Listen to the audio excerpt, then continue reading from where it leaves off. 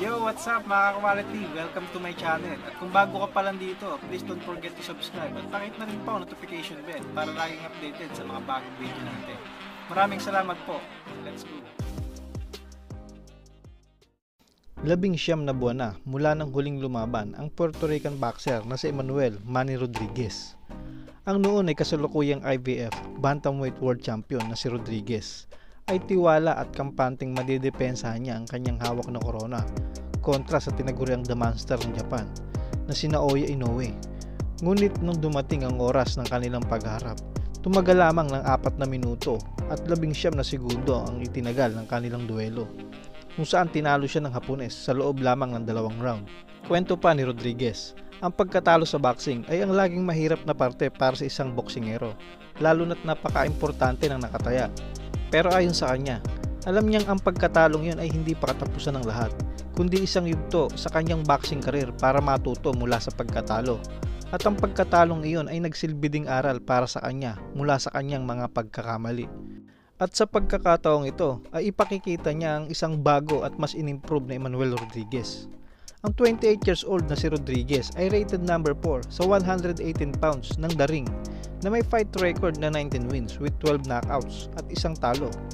Ayon pa din kay Rodriguez, kahit matagal siyang walang laban ay hindi naman siya tumigil sa pagte-training. Katunayan nga daw dyan ay nakikipag-sparring siya sa iba't ibang boxer dahil hindi naman daw ito ang kauna-unahang pagkakataon na naging substitute fighter siya, kaya lagi niyang pinaghahandaan ang mga ganitong sitwasyon. Pagtitiyak pa niya na handa na siya sa laban at kahit hindi niya inaasahan ang biglaang pagpapalit ni Remart Gaballo kay Filipino Flash Nonito Donaire Jr. bilang bagong kalaban dahil sa COVID-19 virus issue, ay hindi naman daw ito magiging problema sa kanya dahil mula daw nung natanggap nila ang balita ukol sa pagpapalit ng kalaban ay alam nilang wala na itong atrasan dahil kahit sinong opponent naman daw ang ibigay sa kanila ay handa nilang harapin. Saad pa ni Rodriguez, noon pa man ay inaaral na nila ang mga boksingerong posible nilang makasagupa sa 118 pounds bantamweight division at isa na nga dito si Remart Gaballo.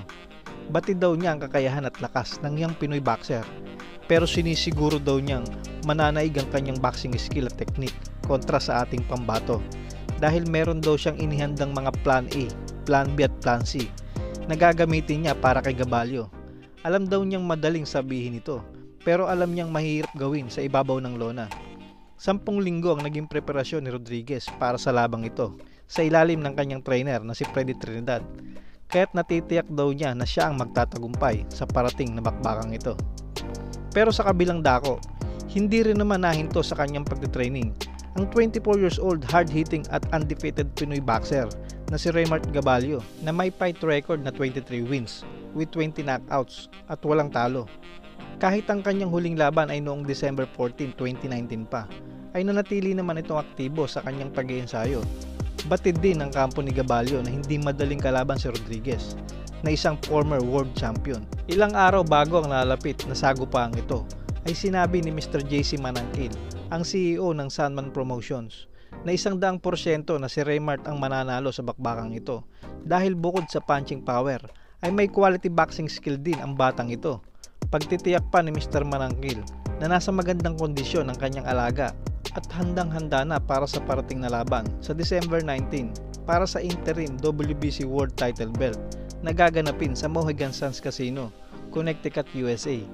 Kung pagbabasihan natin ang mga pahayag ng magkabilang kampo na nagtitiyak ng magandang kondisyon ng kanilang mga boxer, hindi ba tila nagpapahiwatig ito ng isang parating na digmaan sa ibabaw ng ring?